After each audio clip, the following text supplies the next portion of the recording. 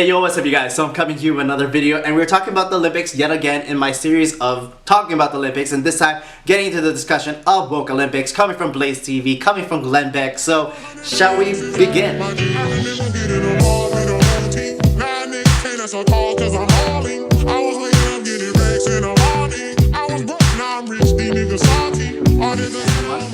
But first, of course, if you're new to my channel, what is up? My name is Mitch, Maverick Mitch, Hey Mitch, all the Mitches, and pretty much I like talking about what I talk about. So, current events, reviews, pop culture within the scope of entertainment, culture, and purpose. So, TV, movie reviews, social political commentary. Be sure to check out all those videos as you're finishing this video. Because when they win, that's when you see people like Raven Saunders. She was sporting a neon green and purple buzz cut. And she made an X sign with her wrists up at the podium. She just crossed her arms and made her. And she said later, because everybody said, "What the hell does that even mean?" And she said, "I'm glad you asked. It's the intersection of where all people who are oppressed meet." That is right at her wrists. Stand on her wrist.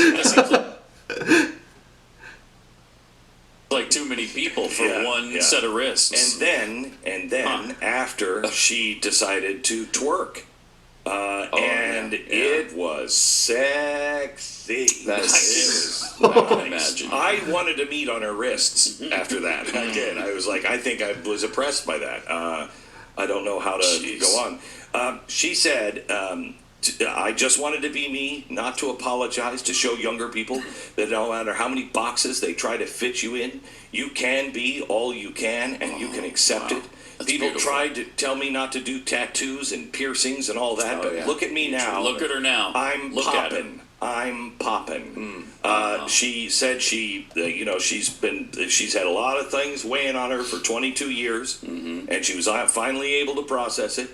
And she was finally able to separate Raven from the Hulk, which was really good. That's so Raven. Good. That is so Raven. That's exactly the type of behavior you'd expect from Right? Raven. Yeah. She's a delight. She's a delight. You know, I have to tell you, Simone Biles, and I'm not going to tear her apart because she's gone through a lot, etc., etc. But as I was doing these tours about the painting, one of the paintings that I did was Jesse Owens. And I painted him so his eyes would follow you in the room. And I have him at the starting line at the 1936 Berlin Olympics. And don't talk to me about, I've got so many things I'm oppressed. He was oppressed. He was oppressed. He was living in America at a time where he had to use a separate water fountain if he wanted to drink. So half of the population in the United States loved him. The other half didn't love him. When Hitler invited him and the U.S. to come over for the Berlin Olympics, half of the black community said, "You can't do it. You can't go because you can't support the Hitler government and you can't support the United States government." The other half said, "You have to go. You have to go because you have to show them a black man is human over in Germany because he says you're subhuman. So you have to go." FDR didn't want to meet with Jesse Owens, didn't want to support Jesse Owens. Hitler, he's in the stadium with Hitler staring at him. You want to talk about pressure? Shut up. Talk to Jesse Owens. And what did he do? He won the gold. And then he stood there proudly as the national anthem played. And he came back. That's why he's a hero. He twerked afterward, though. There was twerking. Wouldn't have been any good. Yeah, of course. There was good. Let me tell you the same story with Jesse Owens.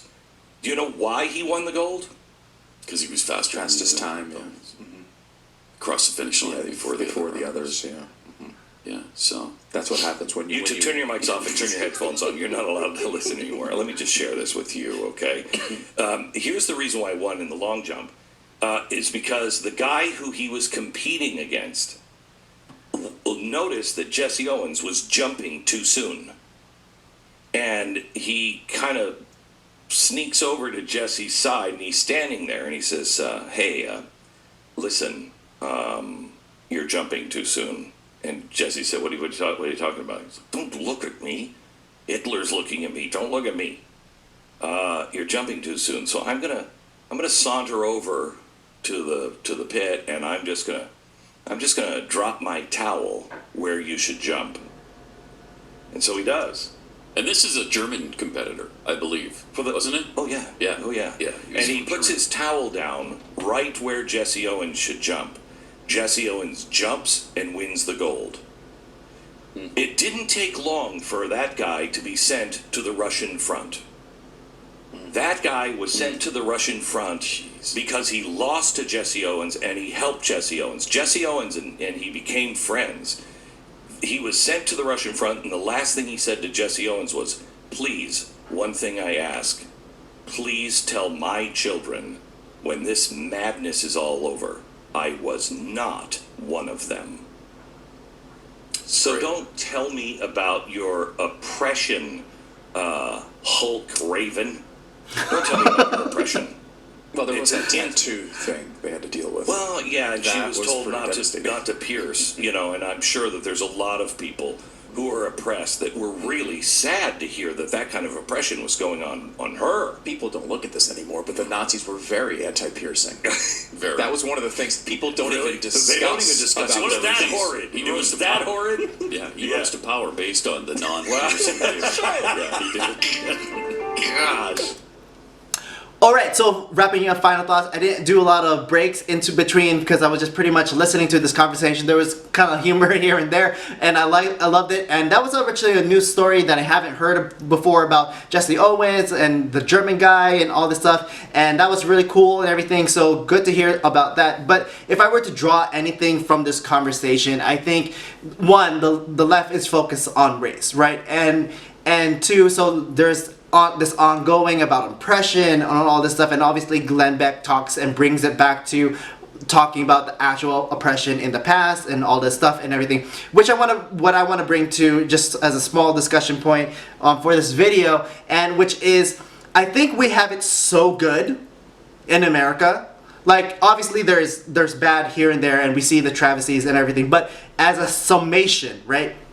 As a general whole, and obviously individually people have it worse, other people have it better and all this stuff, but as a summation, we have it so good that people have to find the struggle, they have to find the struggle that messing things up, right? And secondly, real quick, and I think when people look into these problems, they blame an outside factor, an external factor versus looking in. So like, if I'm not doing well, it must be because there's an oppressor. There has to be something else that's preventing me to do well versus looking internally, right? I mean, it's easier to blame something else than to look at yourself and your own problems and look in the mirror and fix yourself, right? And so I think that's an aspect of it. And so combined with that, with people pushing all of this racial injustice and all that stuff, then you attach yourself to that, and then that's how people are still caught up in this versus understanding like, hey, there's some bad things in the world and we can't escape it, but if we can make the right decisions, maybe we can do better, right? And so yeah, okay, so I just want to leave it there, and comment below, tell me what you think, and see you in the next video. You can follow me on my Instagram at HeyMitchMitch. You can follow me at TikTok, still setting it up, and see you in the next video. Thanks for watching. Peace, peace, peace. Be with you.